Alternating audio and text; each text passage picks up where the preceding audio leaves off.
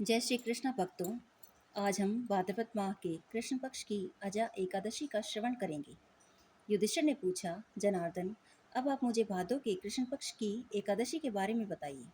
उस एकादशी का नाम तथा उसकी विधि क्या है? श्री कृष्ण भगवान बोले, युधिष्ठिर, भाद्रपद की कृष्ण पक्ष की एकादशी को अजा एकादशी कहते हैं। जो मनुष्य इस दिन भगवान की भक्तिपूर्वक पूजा करते हैं तथा व्रत करते हैं, उनके समस्त पाप नष्ट हो जाते हैं। इस एकादशी की कथा इस प्रकार है।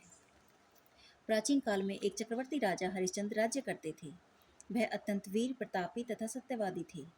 उन्होंने किसी अज्ञात कर्म तथा प्रतिज्ञा से राज्य, पत्नी तथा पुत्र को त्याग दिया। वह स्वयं एक चांडाल के यहाँ सेवक बन गए। उन्होंने चांडाल के यहाँ कफन लेने का काम किया, परंतु उसने इस आपत्ति के कार्य में भी सत्य को न छोड़ा।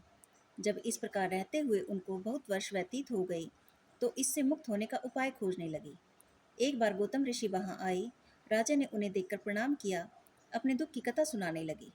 महर्षि बोले, राजन, भादों के कृष्ण पक्ष की अजा एकादशी होती है। तुम इस एकादशी का विधि पूर्वक व्रत करो तथा रात्रि जागरण करो। इससे तुम्हारे समस्त पाप नष्ट हो जाएंगे। गौतम ऋषि राजा से इस प्रकार कहकर अंतर्ध्यान हो गए। महर्षि गौतम की बात सुनकर राजा हरिश्चंद्र ने उस उत्तम व्रत का अनुष्ठान किया। उस व्रत के प्रभाव से राजा सारे दुखों से पार हो गई। उन्हें पत्नी का सानिध्य और पुत्र मिल गया। यह सब अजा एकादशी के व्रत का प्रभाव था। जो मनुष्य इस व्रत को वृद्धि पूर्वक करते हैं तथा रात्रि जागरण करते हैं, उनके समस्त पाप नष्ट हो जाते हैं और अंत समय स्वर्ग को जाते हैं। इस एकादशी की कथा के श्रवण मात्र से ही अश्वमेध यज्ञ का फल मिलता है।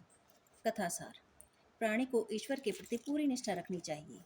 कठिन परिस्थितियों में भी जो सत्य का मार्ग नहीं छोड़ते, वे स्वर्ग के अधिकारी होते हैं। सत्य की परीक्षा कठिन परिस्थितियों में ही होती है, अतः ईश्वर पर पूर्ण विश्वास रखते हुए सत्य का पालन करना चाहिए।